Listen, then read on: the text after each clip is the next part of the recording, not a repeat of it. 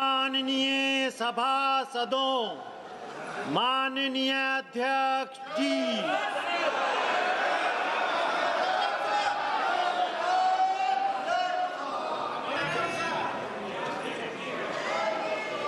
Item number 1,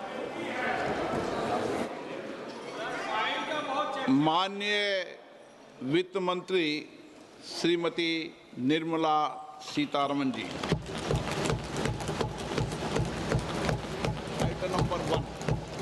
Item number one.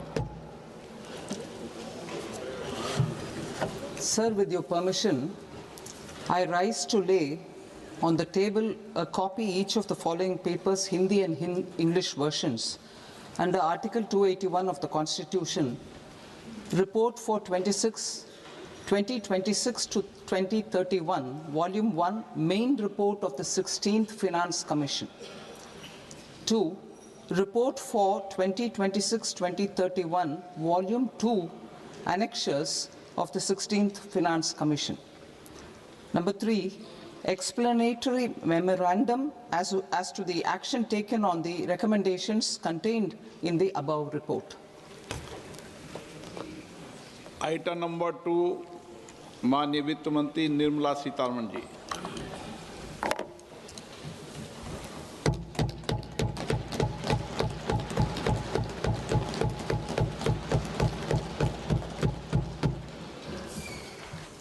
Honorable Speaker, sir, on the sacred occasion of Magh Purnima and the birth anniversary of Guru Ravidas, I present the budget for the year 2026-2027. Since we assumed office 12 years ago, India's economic trajectory has been marked by stability, fiscal discipline, sustained growth, and moderate inflation.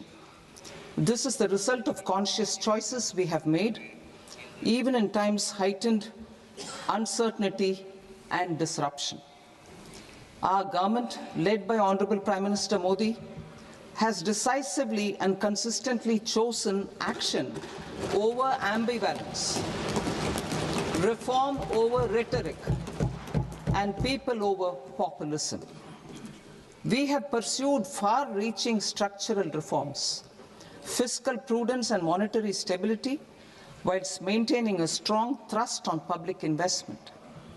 Keeping Atmanirbharta as a lodestar, we have built domestic manufacturing capacity, energy security, and reduced critical import dependencies.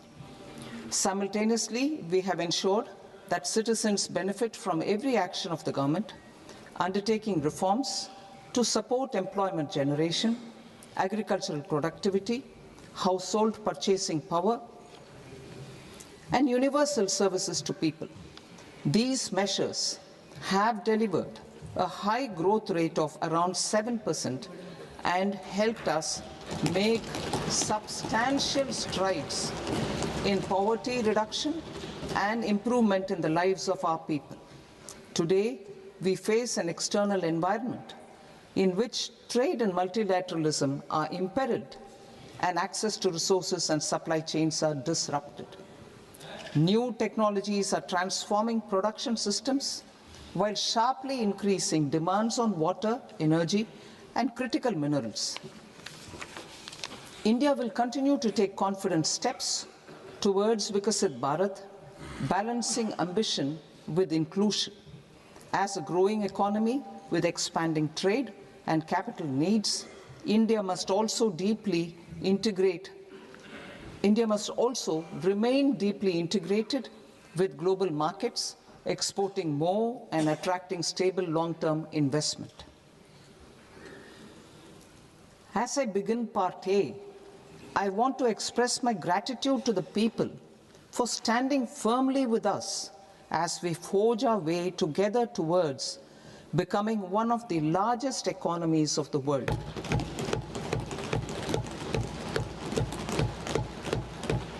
Our aim is to transform aspiration into achievement and potential into performance as we ensure that the dividends of growth reach every farmer, the scheduled caste, the scheduled tribes, the nomads, the youth, the poor, and the women. In Vikasit Bharat Young Leaders Dialogue 2026, several innovative ideas were shared with our Prime Minister, which have inspired many of the proposals, making this a unique Yuva Shakti-driven budget. Our government's sankalp is to focus on our poor, underprivileged, and the disadvantaged. To deliver on this sankalp, and given that this is the first budget prepared in Kartavya Bhavan, we are inspired by three Kartavya. Our first Kartavya is to accelerate and sustain economic growth by enhancing productivity and competitiveness and building resilience to volatile global dynamics. Our second Kartavya is to fulfill aspirations of our people and build their capacity, making them strong partners in India's path to prosperity. Our third Kartavya, aligned with our vision of Sabka Saath, Sabka Vikas, is to ensure that every family, community, region, and sector has access to resources, amenities, and opportunities for meaningful participation. This threefold approach requires a supportive ecosystem. The first requirement is to sustain the momentum of structural reforms, continuous, adaptive, and forward-looking. Second, a robust and resilient financial sector is central to mobilizing savings, allocating capital efficiently, and managing risks. Third, cutting-edge technologies, including AI applications, can serve us as force multipliers for better governance. Reform Express. Our government has undertaken comprehensive reforms towards creating employment, boosting productivity, and accelerating growth. After the Prime Minister's announcement on Independence Day in 2025, over 350 reforms have been rolled out.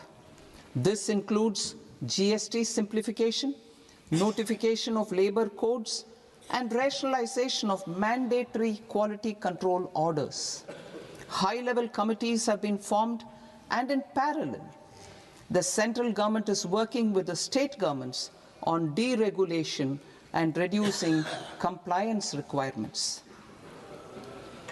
The Reform Express is well on its way and will maintain its momentum to help us fulfill our Kartavya. I now move to specific proposals. Under our first Kartavya, to accelerate and sustain economic growth, I propose interventions in 6 areas. 1. Scaling up manufacturing in 7 strategic and frontier sectors. 2. Rejuvenating legacy industrial sectors. 3. Creating champion MSMEs. 4. Delivering a powerful push for infrastructure. 5. Ensuring long-term security and stability. And 6. Developing city economic regions. Scaling up of manufacturing in 7 strategic and frontier sectors. Biopharma Shakti, meaning biopharma strategy for health advancement through knowledge, technology, and innovation. India's disease burden is observed to be shifting towards non-communicable diseases like diabetes, cancer, and autoimmune disorders. Biologic medicines are key to longevity and quality of life at affordable costs. To develop India as a global biopharma manufacturing hub,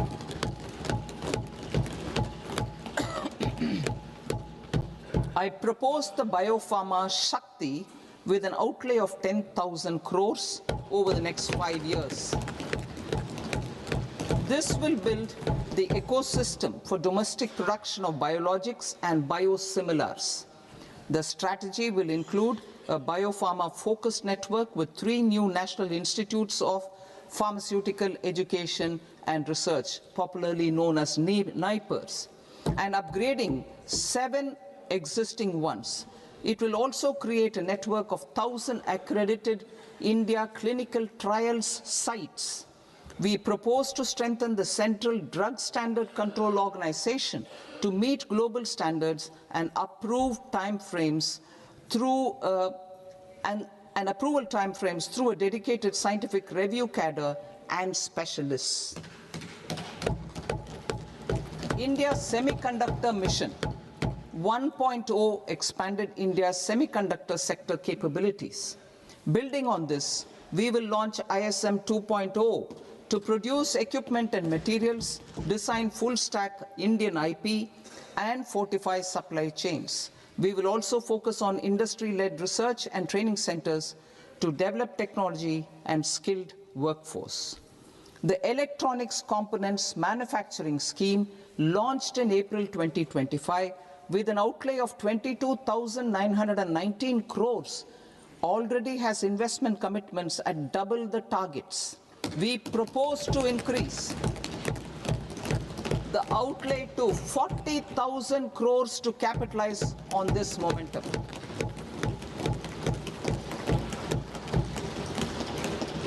A scheme for rare earth permanent magnets was launched in 2025 November. We now propose to support the mineral-rich states of Odisha, Kerala, Andhra Pradesh, and Tamil Nadu to establish dedicated rare earth corridors to promote mining, processing, research, and manufacturing. To enhance domestic chemical production and reduce import dependency, we will launch a scheme to support states in establishing 3 dedicated chemical parks through challenge route on a cluster-based plug-and-play model. Strong capital goods.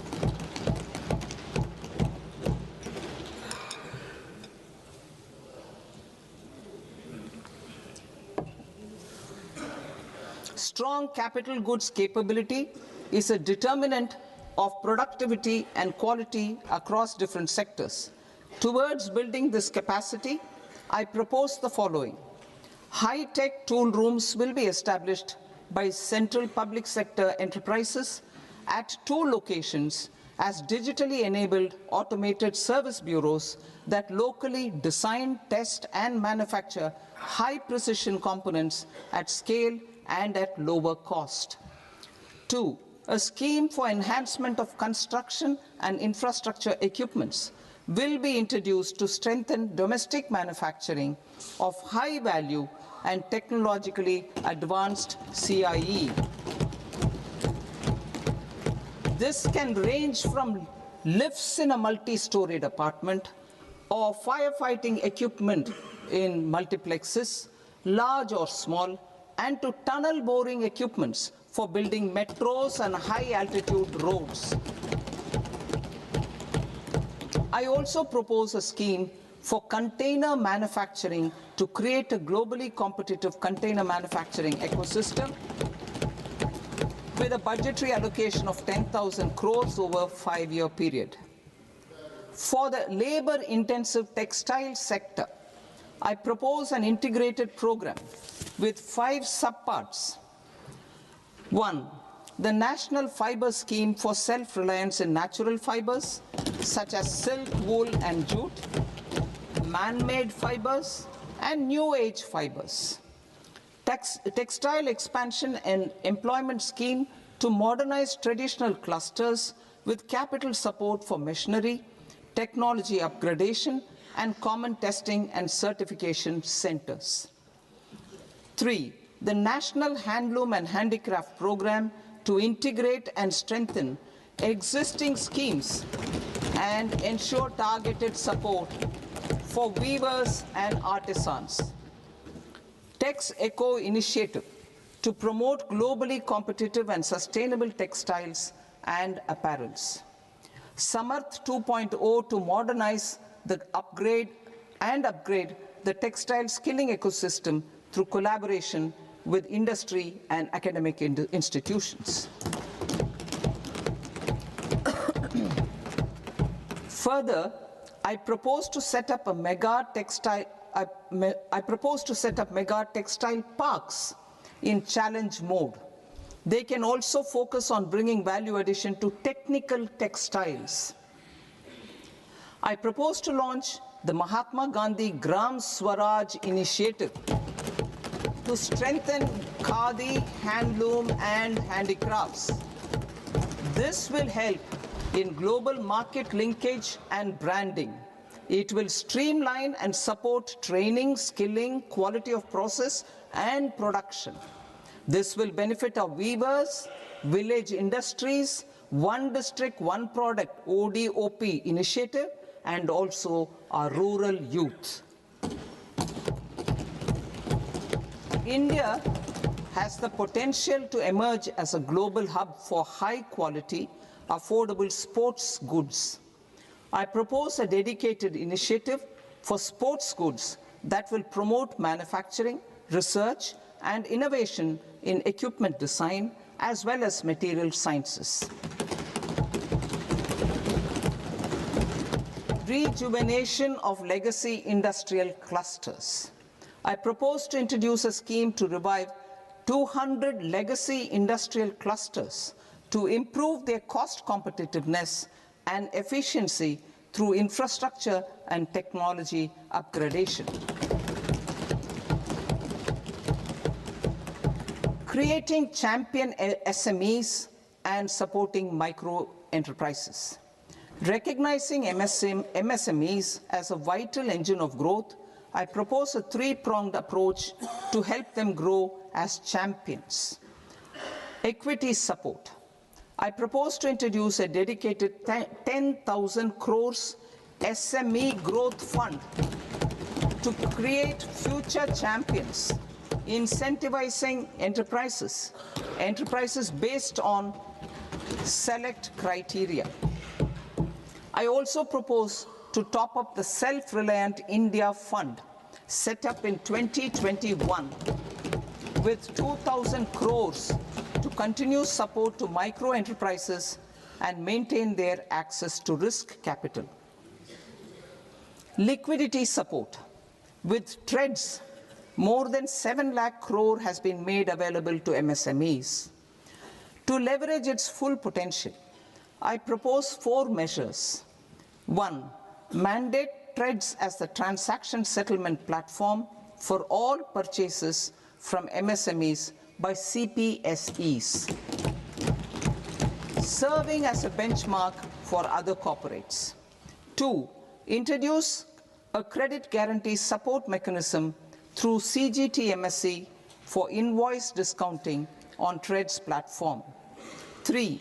Link GEM with TREDS for sharing information with financiers about government purchases from MSMEs, encouraging cheaper and quicker financing.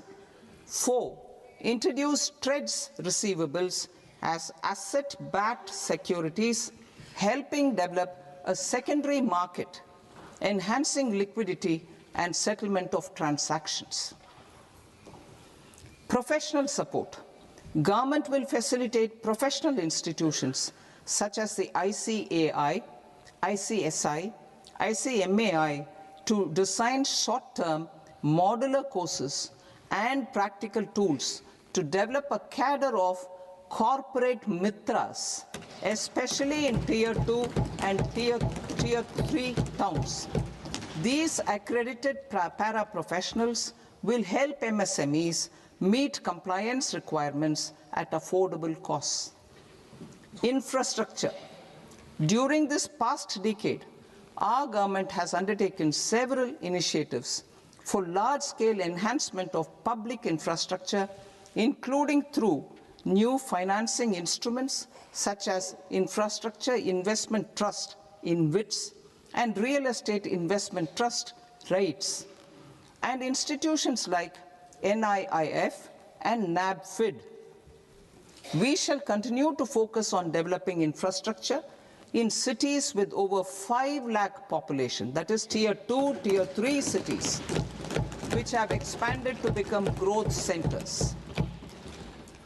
Public capital expenditure has increased manifold from 2 lakh crore in 2014-15 to an allocation of 11.2 lakh crore in BE 25-26. In this coming year, that is financial year 2026-27, I propose to increase it to 12.2 lakh crores to continue the momentum. To strengthen the confidence of private developers regarding risks during infrastructure development and construction phase, I propose to set up an infrastructure risk guarantee fund to provide prudentially calibrated partial credit guarantee to lenders. Over the years, RIGHTS have emerged as a successful instrument for asset monetization. I propose to accelerate recycling of significant real estate assets of the CPSEs through the setting up of dedicated RIGHTS. To promote environmentally sustainable movement of cargo, I propose to 1. Establish new dedicated freight corridors connecting Dankuni in the east to Surat in the west. Operationalize 20 new national waterways over the next 5 years, starting with National Waterways 5 in Orissa to connect mineral-rich areas of Talcher and Angul and industrial centers like Kalinga Nagar to the ports of Paradeep and Dhamra. Training institutes will be set up as regional centers of excellence for development of required manpower for these waterways. This will benefit youth in the entire stretch of the waterways to train and acquire skills. Further, a ship repair ecosystem catering to inland waterways will also be set up at Varanasi and Patna.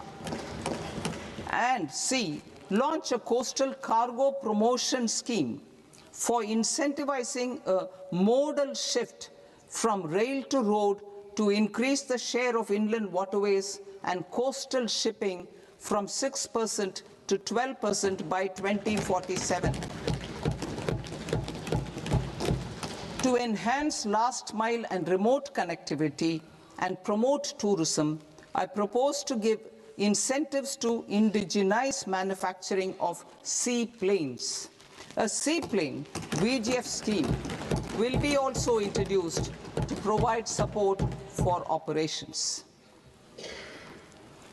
Carbon capture, utilization and storage. Aligning with the roadmap launched in December 2025, the carbon capture, utilization and storage technologies at scale will achieve higher readiness and in end-use application across 5 industrial sectors, including power, steel, cement, refineries, and chemicals. An outlay of 20,000 crore is proposed over the next 5 years for this purpose. City economic regions. Cities are India's engines of growth, innovation, and opportunities. We shall now focus on tier 2, tier 3 cities, and even temple towns, which need modern infrastructure and basic amenities. This budget aims to further amplify the potential of cities to deliver the economic power of agglomerations by mapping city economic regions based on their specific growth drivers. An allocation of 5,000 crore per CER over 5 years is proposed for implementing their plans through a challenge mode with a reform-cum-result-based financing mechanism. In order to promote environmentally sustainable passenger systems, we will develop 7 high-speed rail corridors between cities as growth connectors, namely Mumbai to Pune, Pune to Hyderabad, Hyderabad to Bengaluru, Hyderabad to Chennai, Chennai to Bengaluru, Delhi to Varanasi, Varanasi to Siliguri.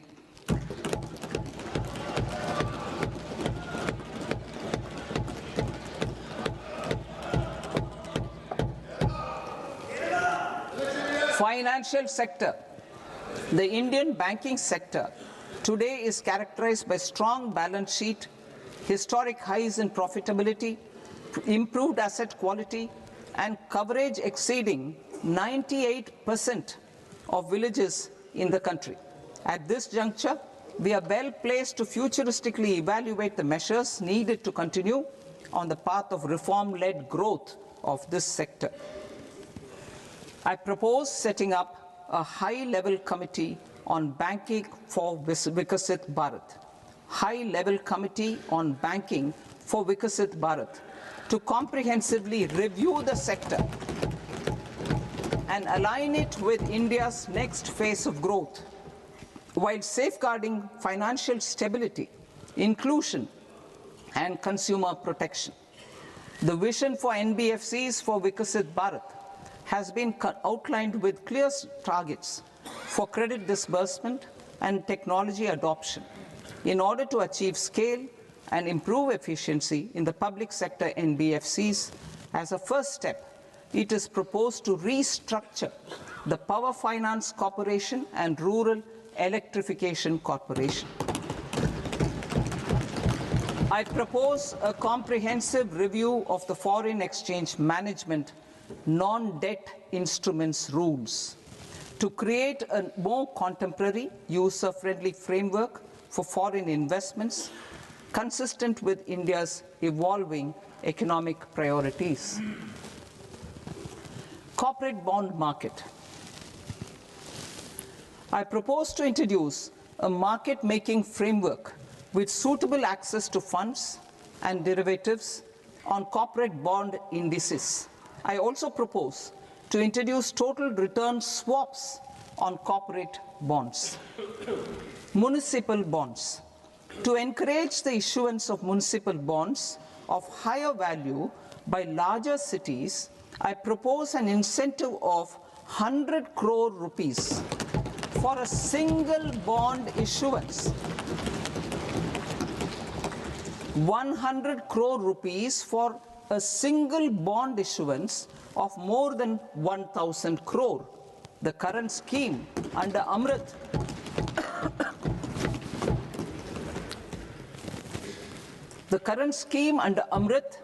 which incentivizes issuances up to 200 crores only, will also continue to support smaller and medium towns. That will also continue to support the smaller and medium towns. Ease of doing business. Individual persons resident outside India, PROI, will be permitted to invest in equity instruments of listed Indian companies through the Portfolio Investment Scheme.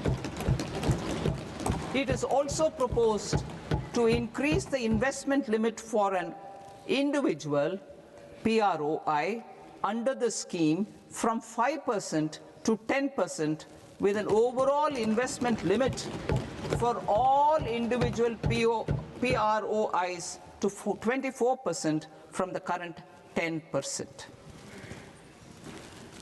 Emerging technologies including AI. 21st century is technology-driven.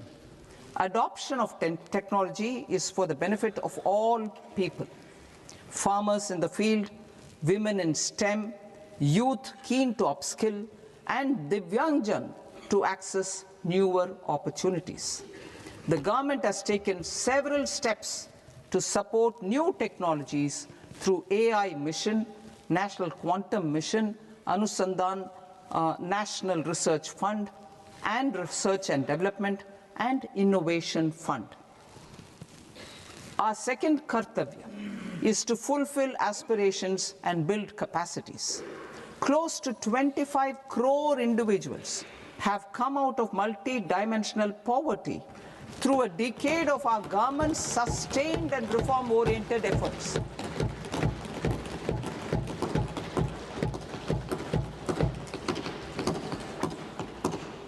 Our government has therefore decided to place a renewed emphasis on the service sector to provide a pathway to fulfilling aspirations of a youthful India with the following measures. I propose to set up a high-powered Education to Employment and Enterprises Standing Committee to recommend measures that focus on services sector as a core driver of Vikasit Bharat. This will make us a global leader in services with a 10% global share by 2047.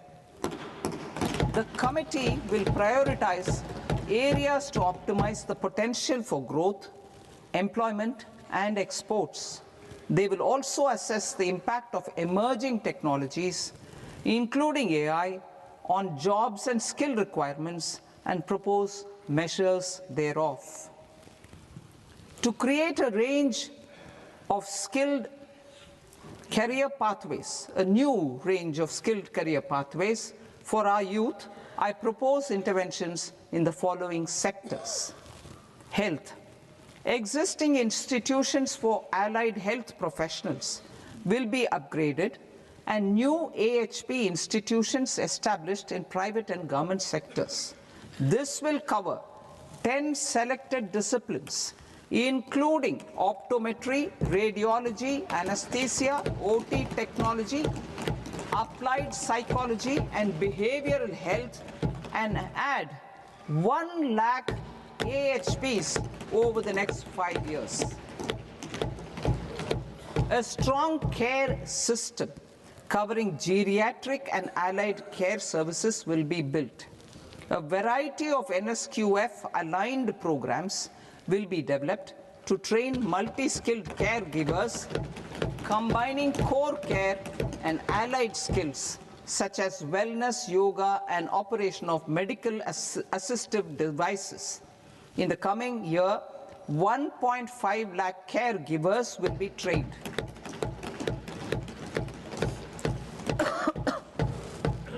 Hubs for medical value tourism.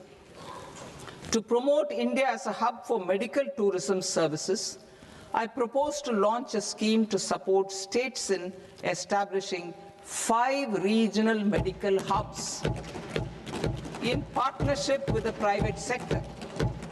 These hubs will serve as integrated healthcare complexes that combine medical, educational, and research facilities. They will have Ayush centers, medical value tourism facilitation centers, and infrastructure for diagnostics, post-care, and rehabilitation. These hubs will provide diverse opportunities, job opportunities for health professionals, including doctors and AHPs.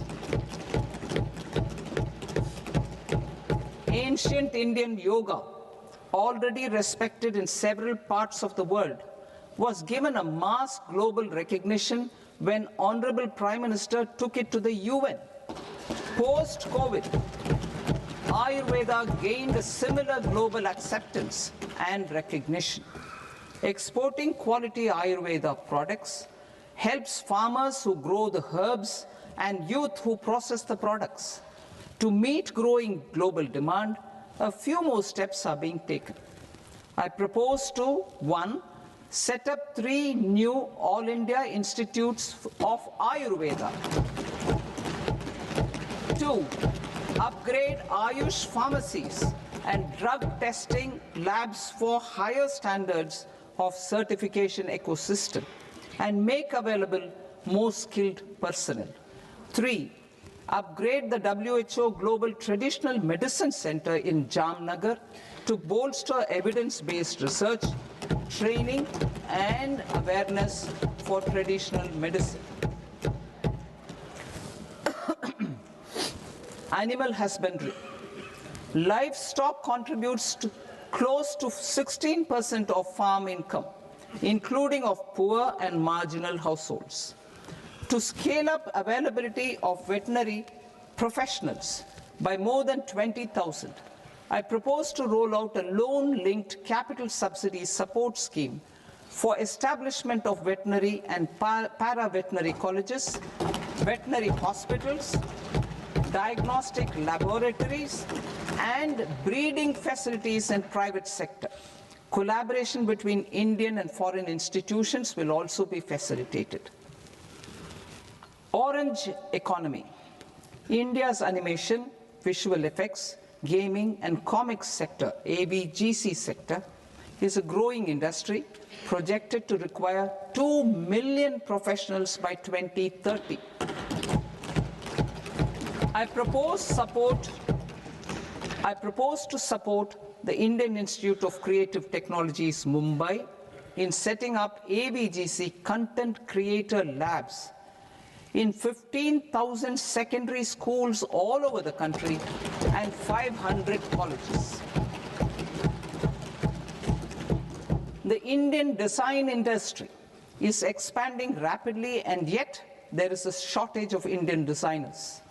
I propose to establish, through Challenge Route, a new National Institute of Design to boost design education and development in the eastern region of India.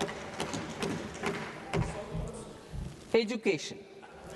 Our government will support states through Challenge Route in creating 5 university townships in the vicinity of major industrial and logistics corridors.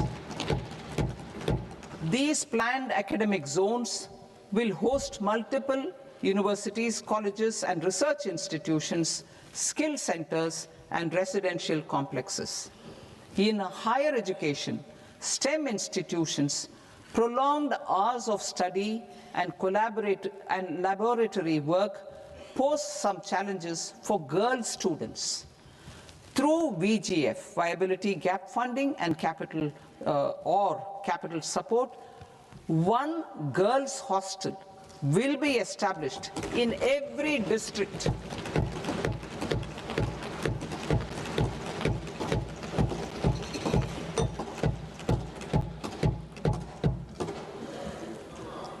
To promote astrophysics and astronomy via immersive experiences. 4 telescope infrastructure facilities will be set up or upgraded. The National Large Solar Telescope, the National Large Optical Infrared Telescope, the Himalayan Chandra Telescope, and the Cosmos 2 Planetarium. Tourism. The tourism sector has the potential to play a large role in the employment generation, forex earnings, and expanding the local economy. I propose to set up a National Institute of Hospitality by upgrading the existing National Council for Hotel Management and Catering Technology. It will function as a bridge between academia, industry, and government. I also propose a pilot scheme for upskilling 10,000 guides in 20 iconic tourist sites through a standardized, high-quality, 12-week training course in hybrid mode in collaboration with the Indian Institute of Management. A national destination digital knowledge grid will be established to digitally document all places of significance, cultural, spiritual, and heritage. This initiative will create a new ecosystem of jobs for local researchers, historians, content creators, and technology partners. India has the potential and opportunity to offer world-class trekking and hiking experience. We will develop ecologically sustainable mountain trails in Himachal Pradesh, Uttarakhand, and Jammu Kashmir. Also in Araku Valley in the Eastern Ghats, and Podigai Malai in the Western Ghats. Turtle trails along key nesting sites in the coastal areas of Odisha, Karnataka and Kerala. And 3, bird watching trails along the Pulikat Lake in Andhra Pradesh, Tamil Nadu. It's on the border. Under the visionary leadership of Honorable Prime Minister, we established the International Big Cat Alliance in 2024. This year, India is hosting the first ever Global Big Cat Summit, where heads of governments and ministers from 95 range countries will deliberate on collective strategies for conservation. Heritage and culture tourism. I propose to develop 15 archaeological sites, including Lothal, Dolavira, Rakigadi, Adichanallur, Saranath, Hastinapur, and Leh Palace into vibrant experiential cultural destinations. Excavated landscapes will be open to the public through curated walkways. Immersive storytelling skills and technologies will be introduced to help conservation labs, interpretation centers, and guides. The sports sector provides multiple means of employment, skilling, and job opportunities. Taking forward the systematic nurturing of sports talent, which is set in motion through the Khelo India program earlier, I propose to launch a Khelo India mission to transform the sports sector over the next decade. The mission will facilitate an integrated talent development pathway supported by training centers, which are foundational, intermediate, and elite levels.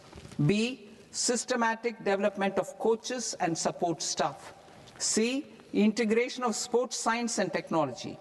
D, competitions and leagues to promote sports culture and provide platforms. And E, development of sports infrastructure for training and competition. Our third Kartavya aligns with our vision of Sabka Saath, Sabka Vikas towards Vikasit Bharat. This requires targeted efforts for 1, increasing farmer incomes through productivity enhancement and entrepreneurship, with special attention to small and marginal farmers. B, empowering Divyangjan through access to livelihood opportunities, training, and high-quality assistive devices. C, empowering the vulnerable to access mental health and trauma care. D, focus on the Purvodaya states and the Northeast region to accelerate development and employment opportunities. Fisheries. We will undertake initiatives for integrated development of 500 reservoirs and Amrit Sarovars. 2, strengthen the fisheries value chain in coastal areas and enable market linkages involving startups and women-led groups together with fish farmer producer organizations. Animal husbandry. To provide quality employment opportunities in rural and peri-urban areas, we will support the animal husbandry sector in entrepreneurship development through A, credit-linked subsidy program, B, scaling up and modernization of livestock enterprises, C, enhanced creation of livestock, dairy, and poultry, enhanced creation of livestock, dairy, and poultry-focused integrated value chains, and D, encourage creation of livestock farmer-producer organizations. High-value agriculture. To diversify farm outputs, increase productivity, enhance farmers' incomes, and create new employment opportunities, we will support high-value crops such as coconut, sandalwood, cocoa, cashew in the coastal areas, agar trees in Northeast, and nuts such as almonds, walnuts, and pine nuts in our hilly regions. All of them will be supported. India is the world's largest producer of coconuts. About 30 million people, including nearly 10 million farmers, depend on coconuts for their livelihood. To further enhance competitiveness in coconut production, I propose a coconut promotion scheme to increase production and enhance productivity through various interventions, including replacing and non-productive trees with new saplings or plants or varieties in major coconut growing states. A dedicated program is proposed for Indian cashew and cocoa to make India self-reliant in raw cashew and coconut production and processing, enhance export competitiveness, and transform Indian cashew and Indian cocoa into premium global brands by 2030. Sandalwood. Sandalwood is closely linked to India's social and cultural heritage. Our government will partner with state governments to promote focused cultivation and post-harvest processing to restore the glory of the Indian sandalwood ecosystem, to rejuvenate old, low-yielding orchards, and expand high-density cultivation of walnuts, almonds, and pine nuts. We will support a dedicated program to enhance farmer incomes and in bringing value addition by engaging youth. Bharat Vistar, that is virtually integrated system to access agricultural resources. I propose to launch Bharat Vistar, a multilingual AI tool that shall integrate the AgriStack portals and the ICAR package on agricultural practices with AI systems. This will enhance farm productivity, enable better decisions for farmers, and reduce risk by providing customized advisory support. She-Marts for rural women-led enterprises. Building on the success of Lakpati Didi program, I propose to help women take the next step from credit-linked livelihoods to being owners of enterprises. Self-help entrepreneur, She-Marts will be set up as community-owned retail outlets within the cluster-level federations through enhanced and innovative financing instruments. Empowering Divyangjan. Divyangjan Kaushal Yojana. Information technology, AVGC sectors, hospitality and food and beverages sectors often offer task-oriented and process-driven roles which are suitable for Divyangjan. We will ensure dignified livelihood opportunities through industry-relevant and customized training specific to each Divyangjan group. Divyang Sahara Yojana. Timely access to high-quality assistive devices for all eligible Divyangjan is a fundamental need. I propose to, 1, support the Artificial Limbs Manufacturing Corporation of India, ALIMCO, to set up and to scale up production of assistive devices, invest in R&D and AI integration, strengthen PM Divyasha Kendras, and support setting up of assistive technology marts as modern retail style centers where Divyangjan and senior citizens can see, try, and purchase assistive products. Reaffirming our commitment to mental health and trauma care. There are no national institutes for mental health care in North India. We will therefore set up a NIMHANS 2 and also upgrade national mental health institutes in Ranchi and in Tezpur as regional apex institutions. Emergencies expose families, particularly the poor and vulnerable, to unexpected expenditure. We will strengthen and increase these capacities by 50% in district hospitals by establishing emergency and trauma care centers. Focus on Purvodaya states and northeastern regions. Purvodaya, I propose the development of an integrated East Coast industrial corridor with a well-connected node at Durgapur, creation of 5 tourism destinations in 5 Purvodaya states, and the provision of 4,000 e-buses. Buddhist sites in northeastern region. The northeastern region is a civilizational confluence of Theravada and Mahayana or Vajrayana traditions. I propose to launch a scheme for development of Buddhist circuits in Arunachal Pradesh, Sikkim, Assam, Manipur, Mizoram, and Tripura.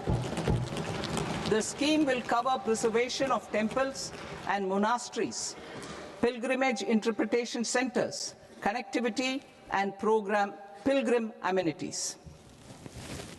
16th Finance Commission. On 17th November 2025, the 16th Finance Commission submitted its report to the President. As mandated under Article 281 of the Constitution, the government is to lay the report along with the explanatory memorandum on the action taken report on the recommendations of the Commission in Parliament, which, Sir, Honourable Speaker, you've allowed me to do at the commencement of the session. The government has accepted the recommendation of the Commission to retain the vertical share of devolution at 41%.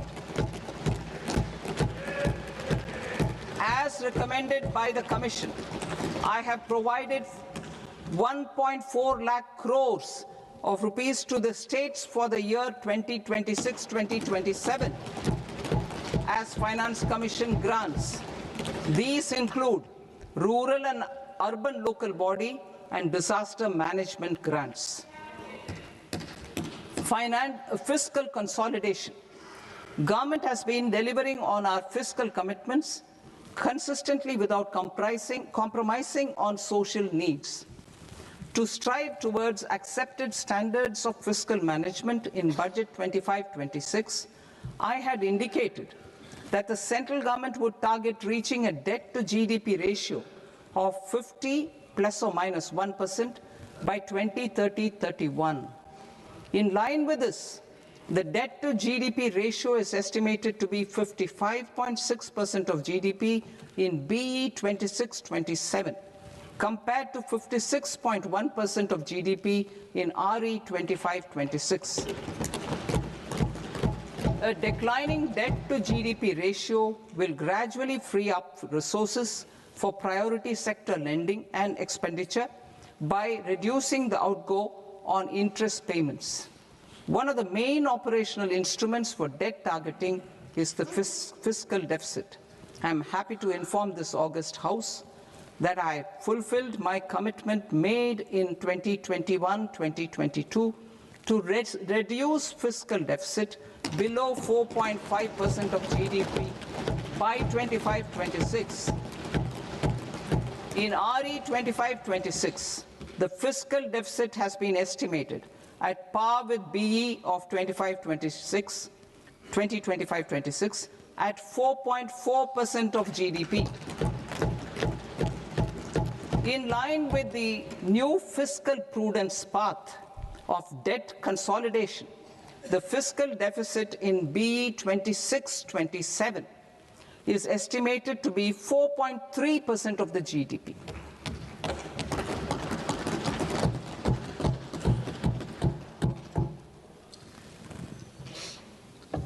The revised estimates of the non-debt receipts are 34 lakh crore rupees, of which the centre's net tax receipts are 26.7 lakh crore.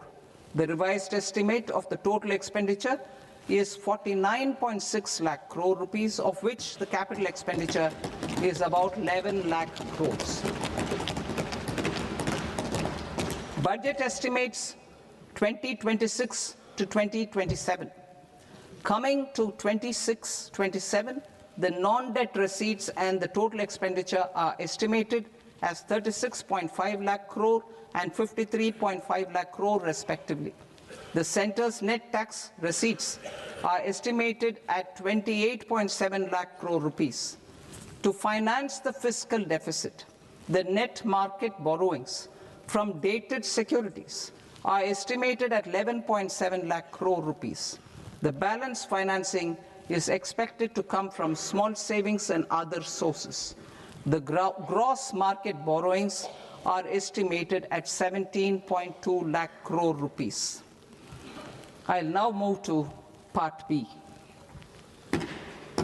Part B, direct taxes.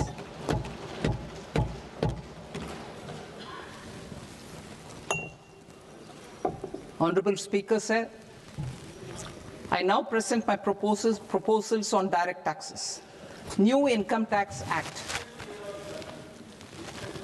In July 2024, I announced a comprehensive review of the Income Tax Act 1961. This was completed in a record time, and the Income Tax Act 2025 will come into effect from 1st April 2026. The simplified income tax rules and forms will be notified shortly, giving adequate time to taxpayers to acquaint themselves with its requirements. The forms have been redesigned such that ordinary citizens can comply without difficulty. Ease of living.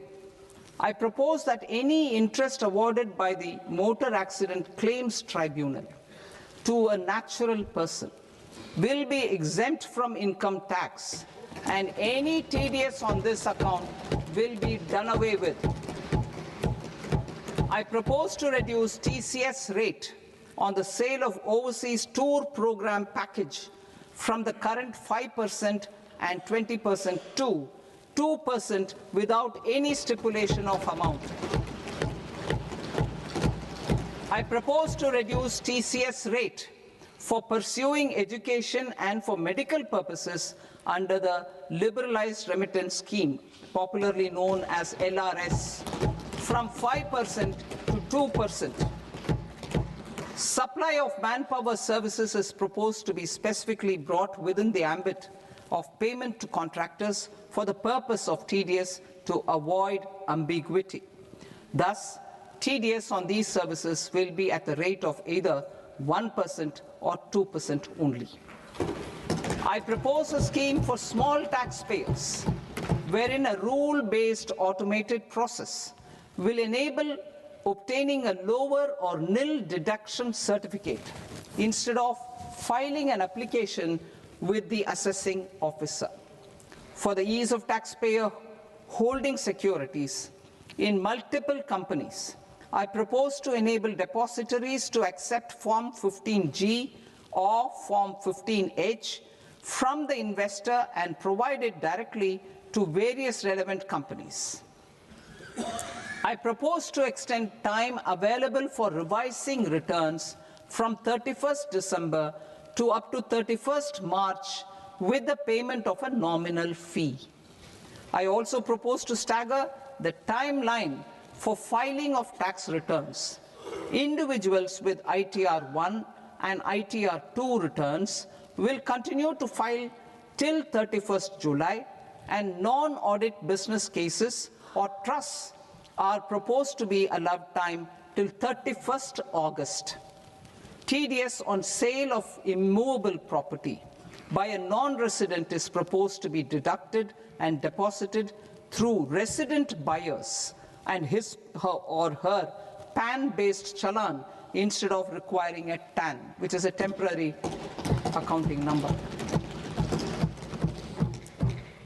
To address practical issues of small taxpayers like students, young professionals, tech employees, relocated NRIs, and such others, I propose to introduce a one-time 6-month foreign asset disclosure scheme for these taxpayers to disclose income or assets below a certain size. This scheme would be applicable for two categories of taxpayers, namely A, who did not disclose their overseas income or assets, and B, who disclosed their overseas income and or paid due tax but could not declare the asset acquired. For category A, the limit of undisclosed income or asset is proposed to be up to 1 crore rupees. They need to pay 30% of fair market value of asset or 30% of undisclosed income as tax and 30% as additional income tax in lieu of penalty, and would thereby get immunity from prosecution. For category B, asset value is proposed to be up to 5 crore rupees. Here, immunity from both penalty and prosecution will be available with a payment of fee of 1 lakh rupees. Rationalizing penalty and prosecution. Multiplicity of proceedings are hindrance to the ease of doing business. I propose to integrate assessment and penalty proceedings by way of a common order for both.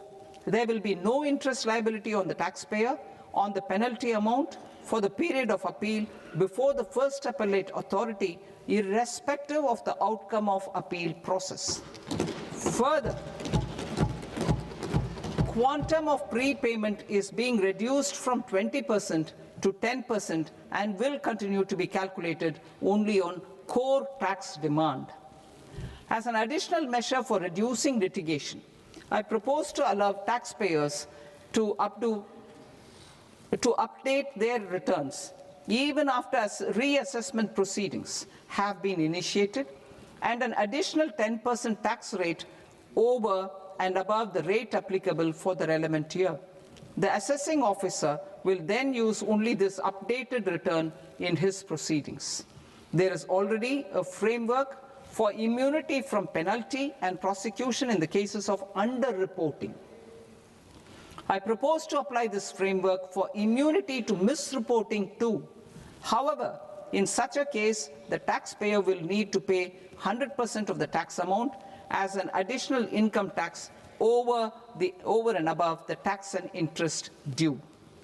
Penalties for certain technical defaults, such as failure to get accounts audited, non-furnishing of transfer pricing audit report, and default in furnishing statement for financial transactions, are proposed to be converted into fee.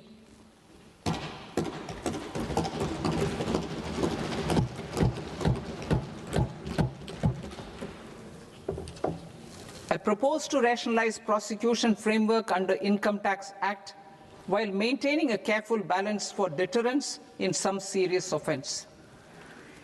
Non-production of books of account and documents and requirement of TDS payment where payment is made in kind are being decriminalized. Further, minor offences will attract fine only. The remaining prosecutions will be graded commensurate with the quantum of offence. They will entail only simple imprisonment with maximum imprisonment reduced to 2 years and power to courts to convert even those into fines. There is no penalty. There is no penalty presently for non-disclosure of non-immovable foreign assets with aggregate value less than 20 lakh rupees. I propose to also provide them with immunity from prosecution with retrospective effect from 1/10/2024.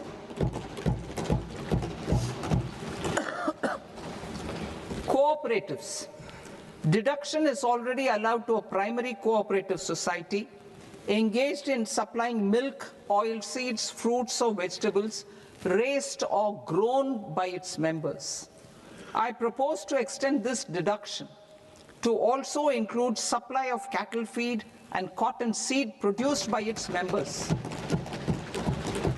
I propose to allow inter-cooperative society dividend income as deduction under the new tax regime to the extent it is further distributed to its members. I further propose to allow exemption for a period of 3 years to dividend income received by a notified national cooperative federation on their investments made in companies up to 31/1/2026. This exemption would be allowed only for dividends further distributed to its member cooperatives. Supporting IT sector as India's growth engine. India is a global leader in software development services, IT-enabled services, knowledge process outsourcing services, and contract R&D services relating to software development. These businesses and their segments are quite interconnected with each other. All these services are proposed to be clubbed under a single category of information technology services with a common safe harbor margin of 15.5% applicable to all. The threshold for availing safe harbor for IT services is being enhanced substantially from 300 crore rupees to 2,000 crore rupees. Safe harbor for IT services shall be approved by an automated rule-driven process without any need for tax officer to examine and accept the application. Once applied by an IT services company, the same safe harbor can be continued for a period of 5 years at a stretch at its choice. For IT services companies who want to conclude advanced pricing agreement, APA, I propose to fast-track unilateral APA process for IT services and endeavor to conclude it within a period of 2 years. The period of 2 years can be extended by a further period of 6 months on taxpayers' request. I propose to extend the facility of modified returns available to the entity entering APA to its associated entities also. Attracting global business and investment. Recognizing the need to enable critical infrastructure and boost investment in data centers, I propose to provide tax holiday till 2047 to any foreign company that provides cloud services to customers globally by using data center services from India. It will, however, need to provide services to Indian customers through an Indian reseller entity. I also propose to provide a safe harbor of 15% on cost in case the company providing data center services from India is a related entity. To harness the efficiency of just-in-time logistics for electronic manufacturing, I propose to provide safe harbor to non-residents for component warehousing in a bonded warehouse at a profit margin of 2% of the invoice value. The resultant tax of about 0.7% will be much lower than in competing jurisdictions. To provide fillip to toll manufacturing in India, I propose to provide exemption from income tax for 5 years to any non-resident who provides capital goods, equipment, or tooling to any toll manufacturer in a bonded zone. To encourage vast pool of global talent to work in India for a longer period of time, I propose to provide exemption to global, non-India sourced income of a non-resident expert for a stay period of 5 years under notified schemes. I propose to provide exemption from minimum alternate tax, the MAT, to all non-residents who pay tax on presumptive basis. Tax administration. I propose to constitute a joint committee of Ministry of Corporate Affairs and Central Board of Direct Taxes for incorporating the requirements of income computation and disclosure standards, the ICDS, in the Indian Accounting Standards, IND AS itself. Separate accounting requirement based on ICDS will be done away with from the tax year 27-28. To support Prime Minister Modi's vision of homegrown accounting and advisory firms To become global leaders, I propose to rationalize the definition of accountant for the purposes of safe harbor rules. Other tax proposals. Change in taxation of buyback was brought in to address the improper use of buyback route by promoters. In the interest of minority shareholders, I propose to tax buyback for all types of shareholders as capital gains. However, to disincentivize misuse of tax arbitrage, promoters will pay an additional buyback tax. This will make effective tax 22% for corporate promoters. For non-corporate promoters, the effective tax will be 30%.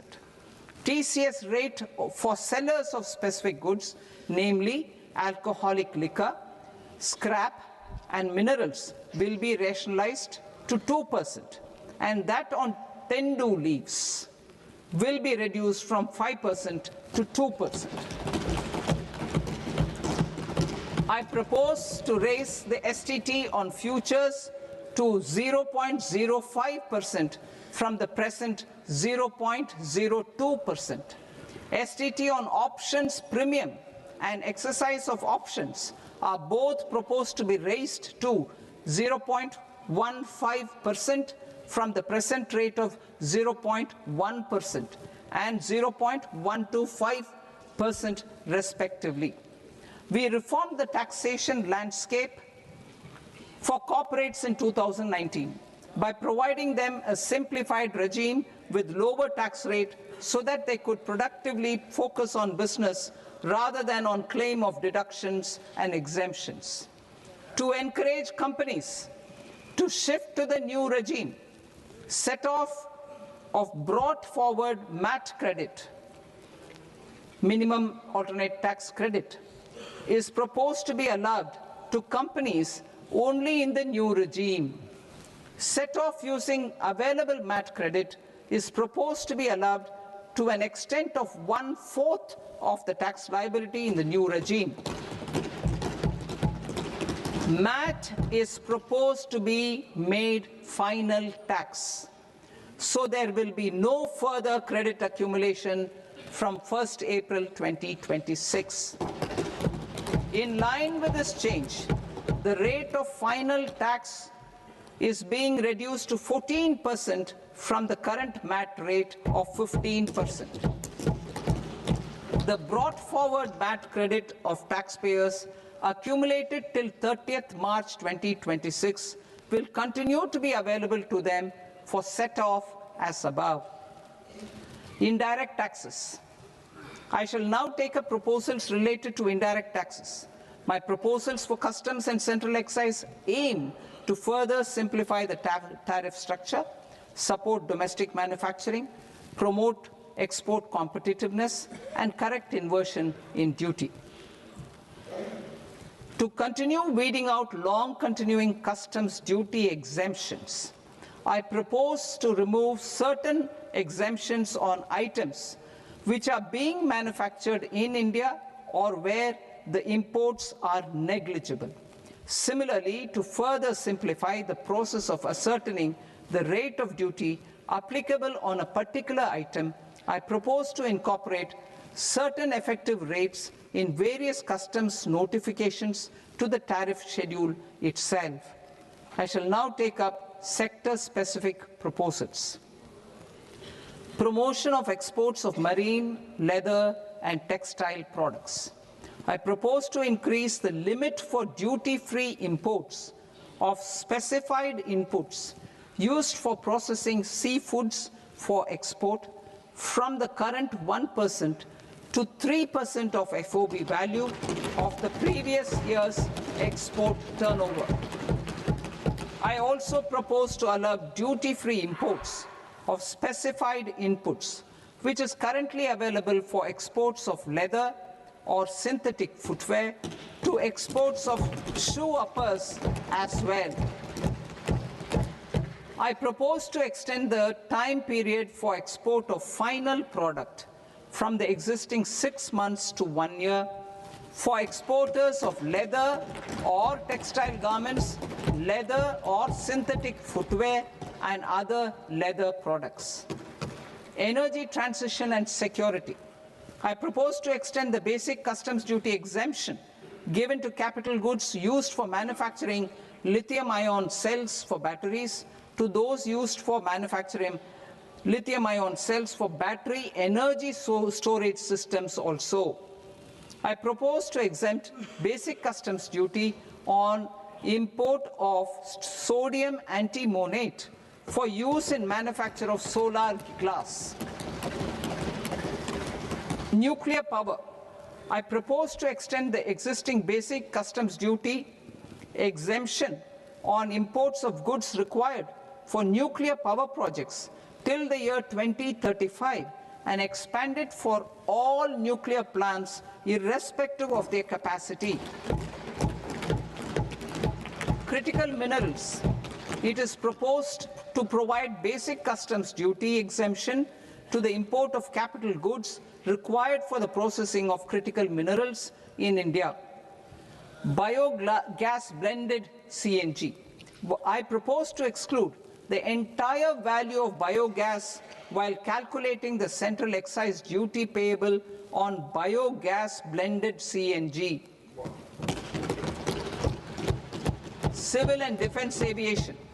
I propose to exempt basic customs duty on components and parts required for the manufacture of civilian training and other aircrafts. It is proposed to exempt basic customs duty on raw materials imported for the manufacture of parts of aircraft to be used in maintenance, repair, or overall requirements by units in the defense sector. Electronics. To deepen value addition in the consumer electronics sector, I propose to exempt basic customs duty on specified parts used in the manufacture of microwave ovens. Special economic zone. To address the concerns arising about utilization of capacity by manufacturing units in the special economic zones due to global trade disruptions, I propose as a special one-time measure to facilitate sales by eligible manufacturing units in SEZs to the domestic tariff area at concessional rates of duty. The quantity of such sales will be limited to a prescribed proportion of their exports. Necessary regulatory changes will be undertaken to operationalize the measures while ensuring level playing field for the units working in the DTA. Ease of living. To rationalize the customs duty structure for goods imported for personal use, I propose to reduce the tariff rate on all dutiable goods imported for personal use from 20% to 10%. To provide relief to patients, particularly those suffering from cancer, I propose to exempt basic customs duty on 17 drugs or medicines. I propose also to add 7 more rare diseases for the purposes of exempting import duties on personal imports of drugs, medicines, and food for special medical purposes used in their treatment. Customs process. India's role and share in the global trade is poised for a major leap in line with our ambition and journey towards Vikasit Bharat. In this regard, I propose many measures for custom processes to have minimal intervention for smoother and faster movement of goods and greater certainty to the trade. Trust-based systems. I propose to enhance duty deferral period for Tier 2 and Tier 3 authorized economic operators, known as AEOs, from 15 days to 30 days. I propose to provide eligible manufacturer importers the same duty deferral facility. This should encourage them to get themselves accredited as a full-fledged Tier 3 AEO in due course. To provide greater certainty and for better business planning, I propose to extend validity period of advance ruling binding on customs from the present 3 years to 5 years. In the spirit of the whole of government approach,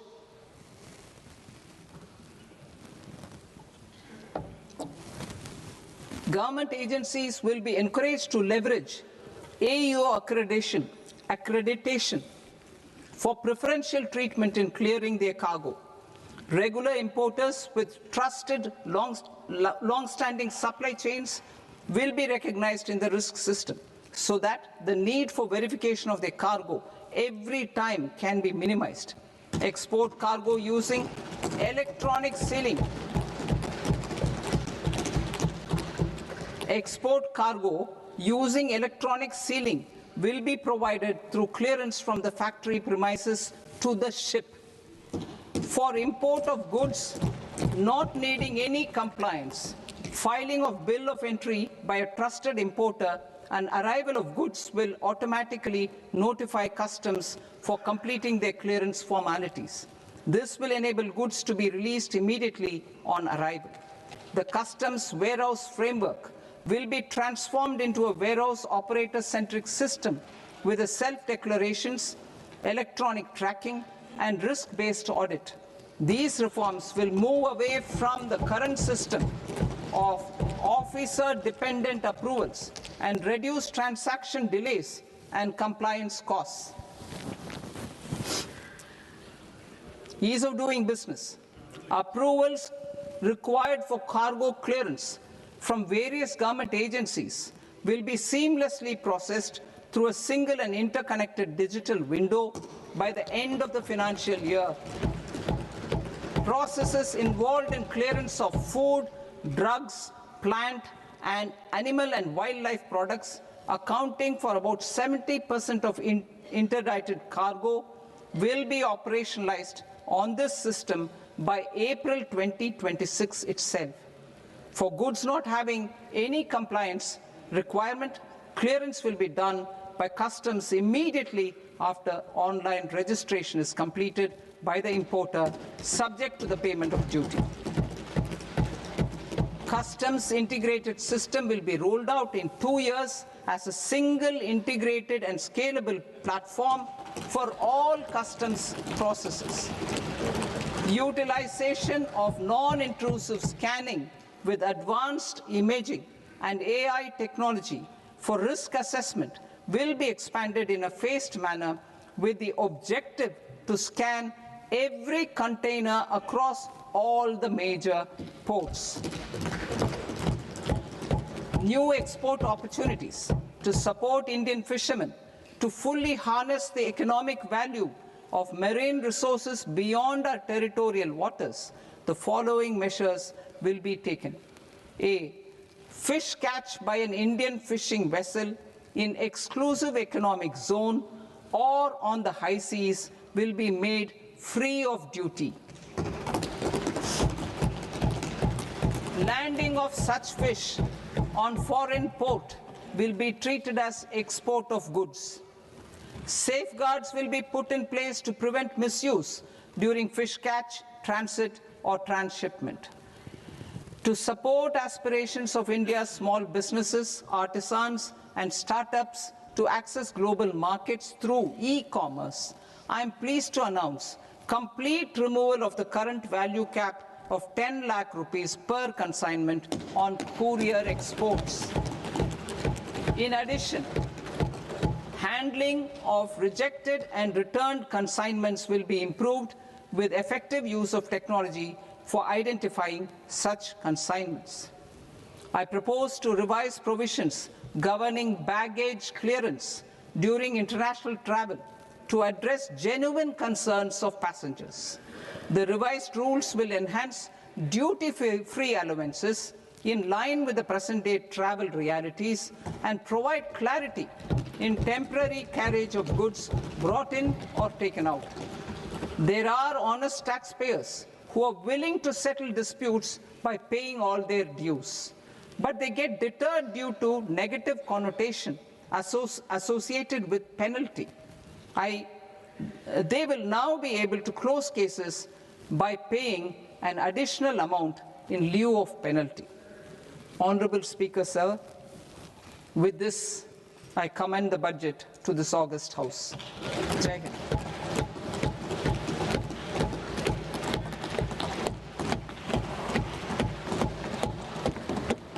One and a half hours.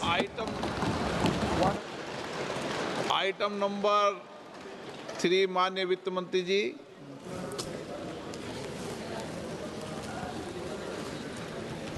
Item number 2, sir. 3। Sir, with your permission, I rise to lay on the table of the following statements under Section 3, 1 of the Fiscal Responsibility and Budget Management Act of 2003. Medium-term fiscal policy cum fiscal policy strategy statement and macroeconomic framework statement. Item number 4 माननीय वित्त मंत्री जी। Sir, with your permission, I move for leave to introduce the Finance Bill 2026. प्रश्न ये कि विधेयक को पुनर्स्थापित करने की अनुमति प्रदान की जाए। जो सदस्य इस पक्ष में हाँ गए, जो सदस्य विरोध में ना गए, मेरे विचार में निर्णय हाँ वालों के पक्ष में, हाँ वालों के पक्ष में अनुमति प्रदान की जाती है। माननीय मंत्री जी, अब विधेयक पूरे स्थापित करें। Sir, I introduce the bill. माननीय सदस्यगण, आपको सूचित किया जाता है कि माननीय वित्त मंत्री जी के बजट भाषण की कॉपी पब्लिकेशन काउंटर पर ली जाती है। बजट भाषण और बजट से संबंधित दस्तावेज आपके मोबाइल फोन और मेंबर पोर्टल्स पर ही उपलब्ध है। सभा की कार्रवाई कल सोमवार दिनांक 2 फरवरी 2026 को प्राप्त 11 बजे तक के लिए स्थगित की जाती है।